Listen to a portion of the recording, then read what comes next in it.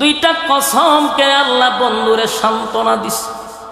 আমার শাস্তাগঞ্জের বায়না, কথাগুলি একটু দিলের কান লাগায় শুনে।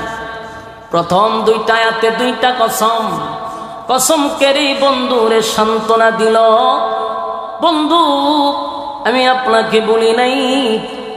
এরপরে আল্লাহ বলেন ওয়ালাল আখিরাতু খায়রুল লাকা মিনাল উলা ওয়ালা সাওফা ইউতিকা রাব্বুকা ফাতারদা। এরপরে আয়াতে বলেন ওয়ালাল আখিরাতু খায়রুল লাকা মিনাল উলা। আল্লাহ বলেন আপনাকে দুনিয়ায় যা দিছি, আপনাকে যা দিছি তার থেকে কোটি কোটি কোটি গুণ, হাজার কোটি গুণ পরকালে আপনার জন্য বরাদ্দ রাখছি। আমি প্রথমে আপনাদেরকে বলছি শুধু আয়াতের দিকে লক্ষ্য করবেন, আয়াতের দিকে লক্ষ্য করবেন। প্রতিটা আয়াত যেন রে আমার বন্ধু রে আল্লাহ খুশি করছে। প্রতিটা আয়াত নবীরে খুশি করার জন্য আল্লাহ নাজিল করে দিল। আল্লাহ বলেন ওয়ালাল আখিরাতু খায়রুল লাকা মিনাল উলা। বন্ধু আপনাকে আমি দুনিয়ায় যা দিছি গো, কোটি কোটি কোটি গুণ বেশি পরকালে আপনার জন্য আমি বরাদ্দ রাখছি। এখান থেকে আরেকটা শিক্ষা হলো আমাদের জন্য, যেই মালিক দুনিয়া বানাইলো, দুনিয়া যে বানাইলো সেই মালিক বলতেছে দুনিয়া কিছুই না, দুনিয়া কিছুই না, আপনার জন্য পরকাল রাখছি। দুনিয়া কিছুই নয় গো। দুনিয়ার মালিক, দুনিয়ার মালিক তার বন্ধুরে মেসেজ দিয়া দিল, বন্ধু যা দিছিটা কিছুই না, পরকালে আপনার জন্য কোটি কোটি গুণ আমি বরাদ্দ রাখছি। প্রতিটা আয়াতে যেন বন্ধুরে খালি খুশি করলাম। এরপরে পরের আয়াতে আল্লাহ বলেন ওয়ালা সাওফা ইউতিকা রাব্বুকা ফাতারদা। এরপরে আয়াতে আল্লাহ বলেন অচিরেই অচিরেই অচিরেই আপনাকে আমি এত খুশি করব, এত দিব এত দিব, আপনি খুশি না হওয়া পর্যন্ত আমি দিতেই থাকবো দিতেই থাকবো। জোরে জোরে কোন সুবহানাল্লাহ। আর যুবক ভাইরা, আল্লাহ তার বন্ধুরে বলে বন্ধু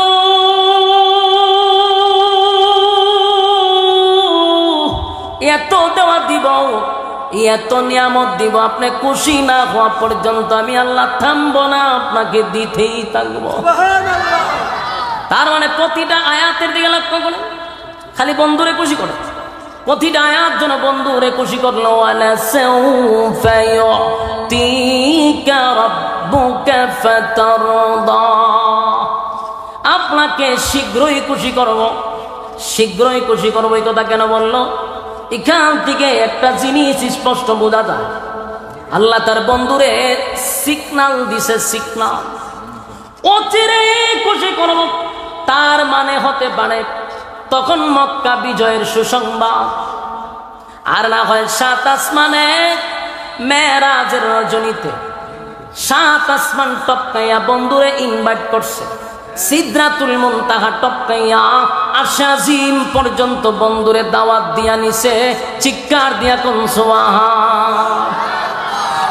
এক আদম থেকে নিয়া ঈসা রূহুল্লাহ পর্যন্ত যত নবী দুনিয়ার জমিনে পাঠাইছে, আদম নবী, মূসা নবী, যেই সমস্ত নবীর আল্লাহর কাছে মহব্বত, কালিমুল্লাহ মূসা আল্লাহর সঙ্গে কথা বলতো রে, এত সম্পর্ক হওয়ার পরেও আমার আল্লাহ দাওয়াত দিয়া 7 আসমানে নেয় নাই।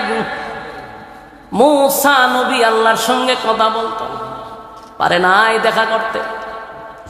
ইব্রাহিম খলিলুল্লাহ আল্লাহর বন্ধু উপাধি পাইল, দুনিয়ায় থাকতে 7 আসমানে দাওয়াত দিয়া নেয় নাই, আরশে আজিমে দাওয়াত দিয়া নেয় নাই। ঈসা আলাইহিস সালাতু ওয়াস সালামকেও দাওয়াত দিয়ে আরশে আজিমে নেয় নাই, কোনো নবীরে নেয় নাই। শুধুমাত্র কেবলমাত্র আপনি আমার নবীরে আমার আল্লাহ এত ইজ্জত দিল, বাইতুল মুকাদ্দাসে নবীরে নিয়া ইমাম বানাইল, ইমামুল মুরসালিন। সুবহানাল্লাহ, ইমামুল মুরসালিন উপাধি লেগে গেল। লক্ষাধিক নবী রাসূলদেরকে আমার আল্লাহ মুসল্লি বানায়া দিল, আর আমার নবীরে ইমাম বানাইয়া সম্মান মর্যাদা বাড়ায়া দিছে রে। এখান থেকে আল্লাহ বুরাকের মধ্যে সোয়ার করে সিদরাতুল মুনতাহায় নেওয়ার পরে সেখান থেকে রফরফ নামক আরেকটা প্রাইভেট কার দিয়ে আল্লাহ আরশে আজিম পর্যন্ত বন্ধুরে নিয়ে গেছে। এটা ছিল আমার নবীর স্পেশাল একটা দাওয়া। জান্নাত দেখাইলো, জাহান্নাম দেখাইলো, এমন কি আল্লাহর সঙ্গে বন্ধুর কথা হইল। আমার নবী একমাত্র আমার আল্লাহর সঙ্গে কথা বলছে সরাসরি। সুবহানাল্লাহ।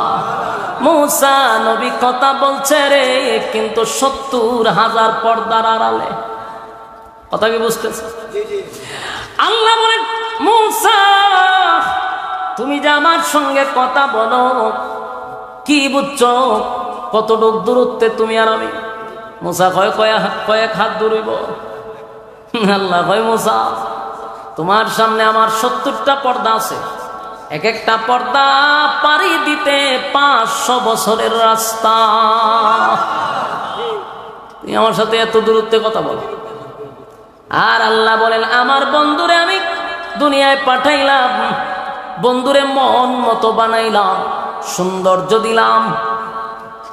সব নবীরে যা দিছি, আমার নবীরে আল্লাহ একা বেশি দিছে। কথা হয় না? ওই মিয়া সুবহানাল্লাহ কইন, খালি তো কইন আমরা নবীর ওয়াজ করি না। আমার ইউটিউবে শুধু নবীর শানের ওয়াজের বড় কয় নবীর দুশমন। কারণ একটা দোষ আমি বাইর করছি যে কেরে আমার আশেক কয় না, কারণ নাচতে পারি না, গান গাইতে পারি না, নিশিরাতে বাঁশি বাজাও ইতা কইতে পারি না। এটি বলে আর কাছে কয়, এটা হলো প্রকৃতপক্ষে আশেকের রাসূল। হ্যাঁ, নিশিরাতে খারবাজি বাসে ইতা বুঝে আশেকের রাসূলের গান। তো কর্তটা কি? সারাটা মাহফিলে বসলে পরে একটা কোরআনের আয়াত দিয়া তো ওয়াজ নাই, বক্তারা দিছে সূরা ইখলাস দিয়া ওয়াজ করতো। বক্তারা কি দিছে? সূরা ইখলাস দিয়ে ওয়াজ করতো। হুজুর আপনি সূরা ইখলাসের তাফসীর করেন। এখন বক্তায় পোস্টারে দেখছে সূরা ইখলাসের নাম, তখন কইলো দেখো আমার বিষয় দিছে সূরা ইখলাস। আচ্ছা আমি তাফসীর করার লেগে দিছে আমার। তখন উনি কইলো, কুল নবী আপনি বলুন। নবীকে? নবী হইল হাসাইন হুসাইনের বাবা। হাসাইন হুসাইনকে ফাতেমার সন্তান, ফাতেমাকে নবীর সন্তান। হুসাইন কি হইল? কারবালা শহীদ হইল। কারবালা কি কয়? কারবালার পুরা ঘটনা ঘটনা হইয়া সময়ের অভাবে তাফসীর করতে পারছি না। এই হলো তাদের ওয়াজ। এরা হয় আশিকের রাসূল। আর কোরআন দিয়া আমাদের উলামায়ে কেরাম এইভাবে একেবারে বুঝাইয়া দেওয়া হয়, এরপরে আমরা কয় আমরা নবীর দুশমন। আফসোস আফসোস, কত কষ্ট লাগে কথাগুলি শুনলে। নবীর জন্য জীবন আমরা দেই। আপনি নবীর বিরুদ্ধে বাংলাদেশিকে কুরুক্তি করলে আহলে হক উলামায়ে কেরাম সর্বপ্রথম রক্ত দেয়।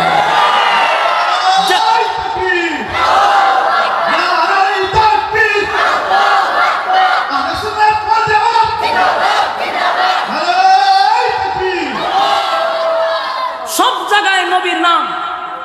আমাদের সারা বাংলাদেশের উজ্জ্বল নক্ষত্র আহলে সুন্নাত ওয়াল জামাতের ভাষ্যকার মুনাজির আজম আল্লামা নুরুল ইসলাম অলিপুরি সাহেব জীবন ভর শুধু এদেরকে বুঝানিটাই বুঝাচ্ছে। মাদ্রাসার নাম পর্যন্ত দিছে নূরে মদিনা, ঠিক না?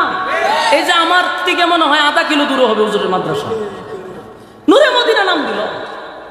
আমার মাদ্রাসা যে করছি আমি, শাহজাহানপুর মাদ্রাসা করছি, এখানে মাদ্রাসার নাম হলো মদিনাতুল উলুম। মদিনার নাম দিছি। আমি মসজিদ করবো, আমার উস্তাদের সাথে পরামর্শ হলাম, হুজুর মসজিদের নামটা কি দেওয়া যায়? হুজুর আমারে বললো আপনি মসজিদের নাম দিবেন মদিনা জামের মসজিদ। সেখানেও মদিনা।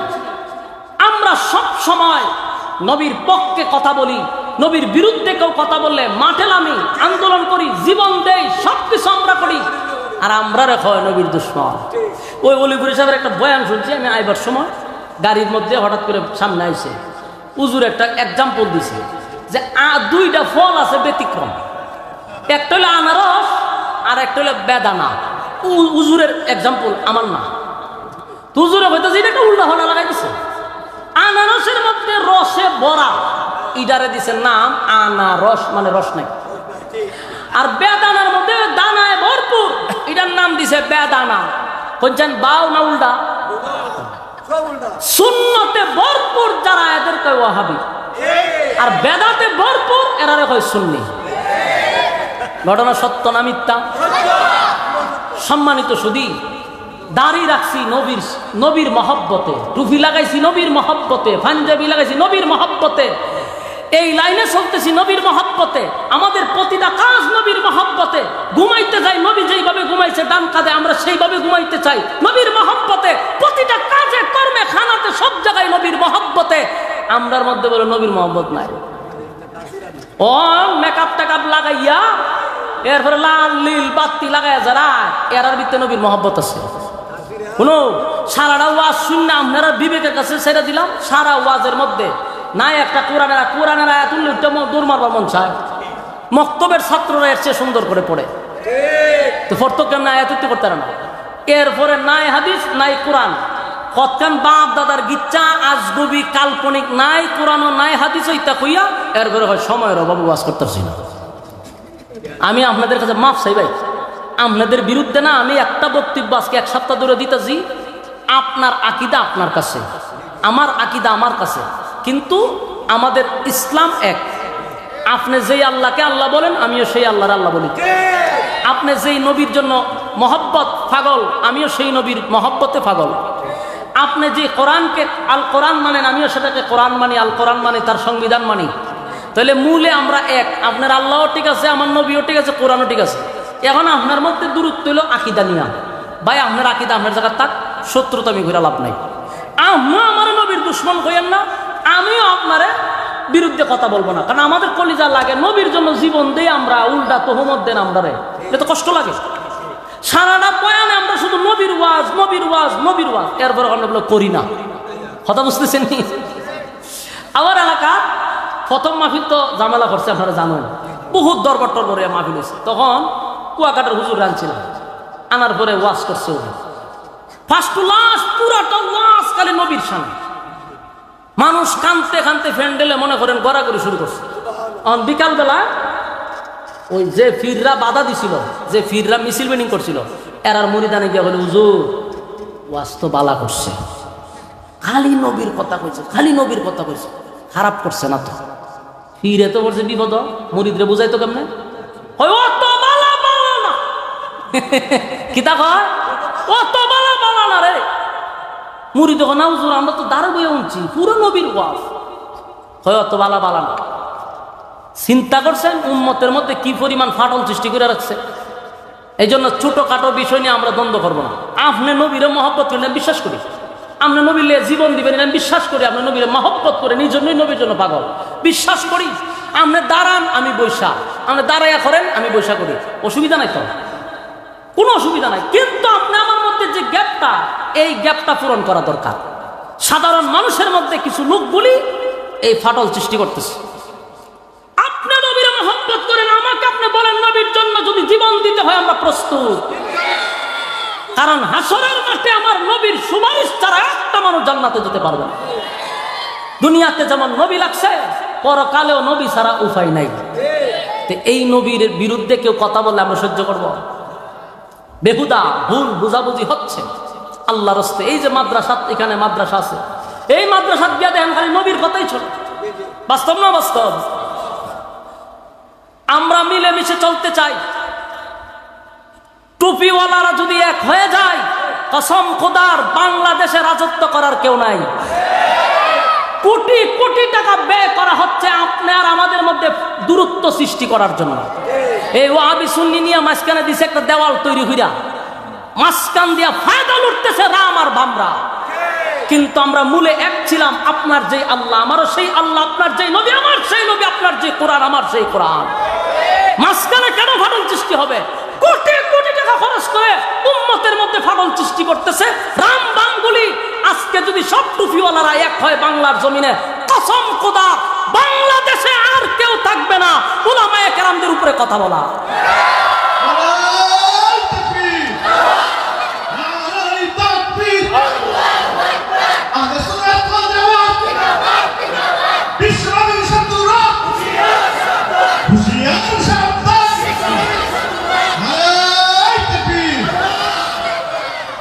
সম্মানিত সুধী, এই জন্য ছোটখাটো বিষয় নিয়ে আমরা দ্বন্দ্ব না করি। কথা বুঝতেছেন? আমরাও নিজেকে আহলে সুন্নাত ওয়াল জামাত দাবি করি। আমার যে সমস্ত ভাইয়েরা সুন্নি দাবি করে, এরা নবীরে মহব্বত কইরেই দাবি করে। এরা যে নবীরে মহব্বত করে না এটা আপনি অস্বীকার করতে পারবেন না। 100% এদের মহব্বত আছে। এই মহব্বতটার সাথে শুধু অনুসরণটা লাগাই দিলে চলত, কথা হয় না। এই জন্য বলুন, নবী মহব্বত কি আছে না নাই? সবার ভিতরে আছে। যার ভিতরে নবীর মহব্বত নাই হে কোনোদিন ইমানদার হতে পারে না। তখন ঠিক আল্লাহ বলেন যে আমি আপনাকে খুশি করব যতক্ষণ না পর্যন্ত আপনি খুশি না হন। এইটার কয়টা ব্যাখ্যা হইল? একটা হইল ওই মক্কা বিজয়, আরেকটা হইল মেরাজকে কেন্দ্র করে। আরেকটা ঘটনা শুনেন এটাকে কেন্দ্র করে। ওই যে কইল খুশি না হওয়া পর্যন্ত আপনাকে দিতেই থাকবো, এটার আরেকটা কারণ হলো হাসরের মাঠে আল্লাহ বলবেন আপনি জান্নাতে যান, রাসূল বলবেন যে আমি জান্নাতে ততক্ষণ যাব না যতক্ষণ আমার উম্মত জান্নাতে না যাবে। আমার যুবক ভাইরা, উম্মতের প্রতি নবীর কত মায়া, কত মায়া। আল্লাহ কয় আপনারে খুশি করব, নবী কয় আপনি আমারে খুশি করতে পারবেন না যতক্ষণ আমার উম্মত জাহান্নামে থাকবে। সুবহানাল্লাহ। আমার যুবক ভাইরা, উম্মতের প্রতি আমার নবীর কত মায়া রে, কত মায়া, কত মায়া। আল্লাহ কয় বন্ধু আপনারে আমি খুশি করব। নবী কয় আমারে কেমনে খুশি করবেন মালিক, যদি আমার উম্মত জাহান্নামে থাকে আমি নবী তো খুশি হব না। আল্লাহ কয় তাহলে আপনাকে খুশি করতে গিয়া আমি এটা অর্ডার দিয়া দিলাম, সুপারিশের দায়িত্ব আপনার হাতে দিয়া দিলাম। আপনার যারে খুশি তারে লইয়া জান্নাতে যান। আমার যুবক ভাইয়েরা, এটা একটা কারণ হতে পারে। ওয়ালা সাউফা ইউতিকা রাব্বুকা ফাতারদা, এই আয়াতের ব্যাখ্যা এটাও হতে পারে। আল্লাহ বলছেন আপনাকে খুশি করব। নবী তো তখনই খুশি হবে রে যখন নবীর উম্মত জান্নাতে যাবে, ঠিক না? এই যুবক ভাই, এরপরে আয়াতগুলি ধারাবাহিক একটু মনোযোগ দিয়ে শুনেন। আল্লাহ বলেন আলাম ইয়াজিদকা ইয়াতীমান ফাআওয়া। এই আয়াতের কথাগুলি মনোযোগ দিয়ে শুনেন। এতক্ষণ আল্লাহ নবীরে খুশি করলো, খুশি করলো। এখন যে আয়াতগুলি আমি পড়তেছি এগুলা হলো অতীতের কিছু কথা বইলা নবীর অভিমান ভাঙায়া দেওয়া। কারণ 15 দিন কোরআন নাজিল হয় না, নবীর ভিতরে কিছু কষ্ট আছে। 15 দিন আমার নবী কাঁদছে, তাই আল্লাহ নবীরে খুশি করার জন্য বলে আলাম ইয়াজিদকা ইয়াতীমান ফাআওয়া। আল্লাহ বলে বন্ধু একটু স্মরণ করে দেখেন আপনি কি এতিম ছিলেন না? আমি আল্লাহ কি আপনারে আশ্রয় দেই নাই? বন্ধু আপনি তো এতিম ছিলেন, তখনও আপনাকে আমি ভুলি নাই, ভুলি নাই, ভুলি নাই, ভুলি নাই। আর এখন বুঝি আপনারে আমি ভুলা যাব। আলাম ইয়াজিদকা ইয়াতীমান ফাআওয়া। বন্ধু আপনি এতিম ছিলেন, আমি আপনাকে তখনও ভুলি নাই, আপনাকে আশ্রয় দিছি। এরপর আল্লাহ বলেন ওয়াজাদাকা দাল্লান ফাহাদা। বন্ধু আপনি তো পথ হারা অবস্থায় থাকার কথা, আমি আল্লাহ আপনাকে পথ দেখায়া দিছি। এটার ব্যাখ্যা হলো যেই ছেলেটার মা নাই, বাবা নাই গো, আত্মীয় স্বজন কেউ নাই, গার্জেন নাই, এই ছেলেটা তো লেখাপড়া করতে পারে না।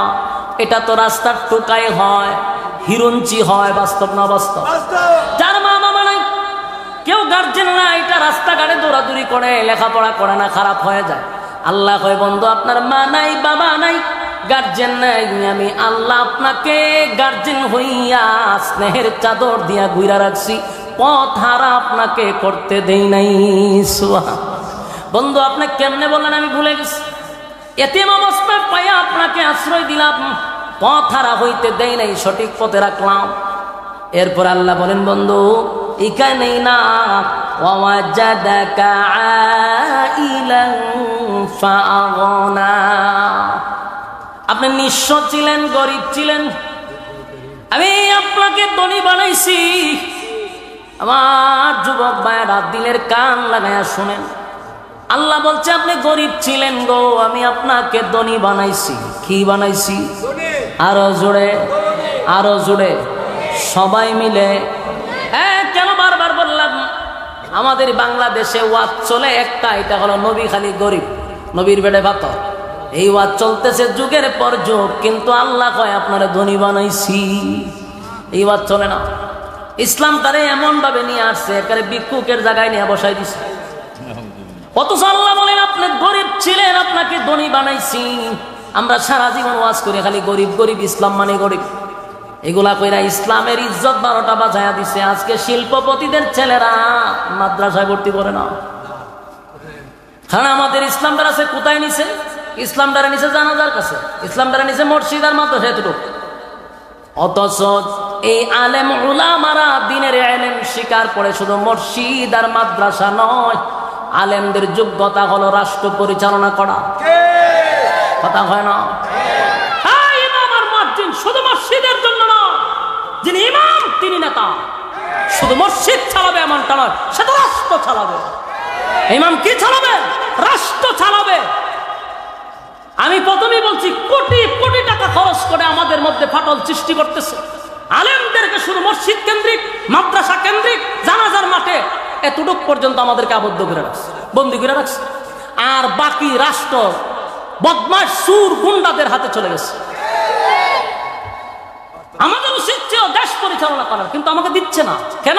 হুজুর, হুজুর মানি হলো মসজিদ। হুজুর আপনি থাকবেন মসজিদে, হুজুর টিফিন বাড়ি দিয়া গরম ভাত না দিব, আপনি খাইবেন মসজিদে বইয়া, ঘুমাইবেন, বিছনা করে দিছি, নামাজের টাইমে নামাজটা পড়াইবেন, কেউ মরে গেলে জানাজাটা পড়াইবেন, পড়াইয়া এরপরে আবার গিয়ে একটু দোয়া করবেন, 500-1000 টাকা যাওয়াই দিয়ে চুপ করে পড়বেন।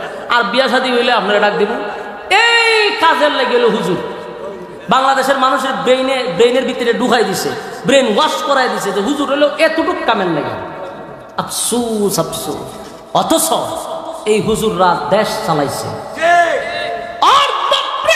হুজুরদের আঙ্গুলের ইশারায় চলছে। ইতিহাস আপনি আমাকে জানতে হবে। ইতিহাস জানি না, না জানার কারণে আজকে মসজিদে ইমামতি করি আর 1.5 টাকার মুসল্লি আমাদেরকে ধমক দেয়। ভালো করে প্রস্রাব পায়খানা করতে পারেন এমন মুসল্লি ইমামরে ধমক দেয়। কারণ আমি আমার মর্যাদা জানি না, তো আমি আমার ক্ষমতা জানি না। বাঘ ছোটবেলায় বাচ্চা যদি ছাগলের ভালো বড় হয়, এই বাঘরে দেখা যায় ছাগলে গুতা, কিন্তু বাঘ তার ঐতিহ্য ক্ষমতা ভুলে গেছে। হে যে হুঙ্কারের জাতি, হে ভুলে গেছে। এ ছাগলের সাথে থাকতে থাকে ছাগলের পিছনে গুতা দেয়।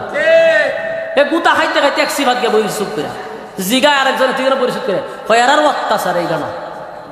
আরেক বাঘের 2টা শর্ট দিছে গালের মধ্যে, সুরা তুই আইসব করতে গা, আমি দিগানে বড় হয়েছি যে তোর হুঙ্কারে সব পালাইবার কথা, আর এরার অত্যাচারে তুই এক দেওয়াল পেট লাগাই রাখছিস, তুই তো তোর ঐতিহ্য ভুলে গেছিস।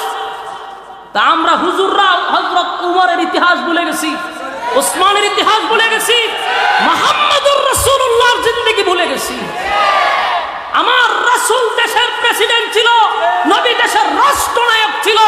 আজকে অনেক আশেকে রাসূলরা এটা জানেই না। নবী যে দেশ চালাইছে এরা জানেই না। এরা আছে শুধু খালি বিরিয়ানি আর জিলাপি লইয়া, কোন হান্ডায় 1 কেজি কম পড়লো কিনা।